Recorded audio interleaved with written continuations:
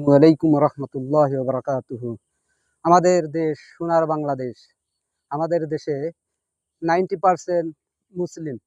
আমাদের দেশে কোরআনের আইন চালু হওয়ার আমাদের ইচ্ছা। তাহলে আমরা মুখে বলি কোরআনের আইন চালু হবে। তা ভাই, কোরআনের আইন কিভাবে চালু হবে? আমরা ৫ জন ৫ রকম। সবাই যদি আমরা একসাথে থাকি তাহলে মনে হয় সোনার বাংলাদেশে এই কোরআনের আইন চালু করা সম্ভব। তার কারণ হচ্ছে, মনে করেন যে একক। এই একক মনে করেন যে এই ভেঙে ফেললাম। একটা ভাঙতেই সহজ হবে।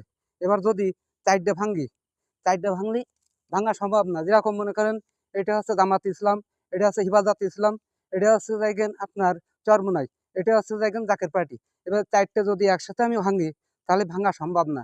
কারণ হচ্ছে কি, আহ, ধরেন এই ৪ টে যদি আমি এখন ভাঙতে যাই, আমার দ্বারাই সম্ভব না।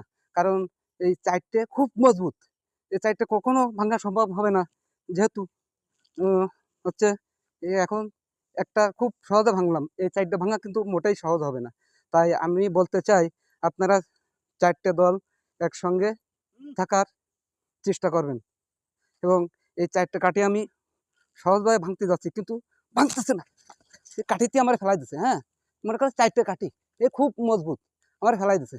এখন এই একটা যদি আমি ভাঙতে যাই তাহলে কিন্তু সহজে ভাঙা যাবে। তাই আপনাদের কাছে অনুরোধ, বাংলাদেশ জামাত ইসলাম এবং হিফাজত ইসলাম, আপনাদের কাছে আমি বিশেষ অনুরোধ, আপনারা এই ৪ জনই একসঙ্গে হওয়ার চেষ্টা করেন। এক জায়গায় বৈঠক করেন, এক ছাদের তলে আসেন।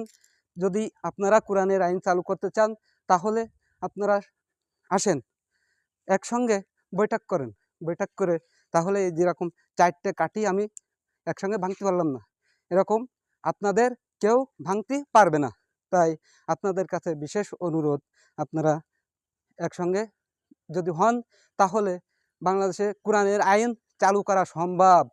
ভাই, আপনাদের কাছে বিশেষ অনুরোধ, আপনারা আলোচনা করেন। আলোচনার সাপেক্ষে আপনারা বাংলাদেশ জামাত ইসলাম, বাংলাদেশ হিফাজত ইসলাম, বাংলাদেশ মুজাহিদ বাহিনী, বাংলাদেশ জাকের পার্টি, আপনারা সবাই একসঙ্গে মিলিতভাবে বৈঠক করেন। বৈঠক করে বাংলাদেশে কোরআনের আইন চালু করার চেষ্টা করেন। আসসালামু আলাইকুম রহমতুল্লাহি ওয়া বারাকাতুহু।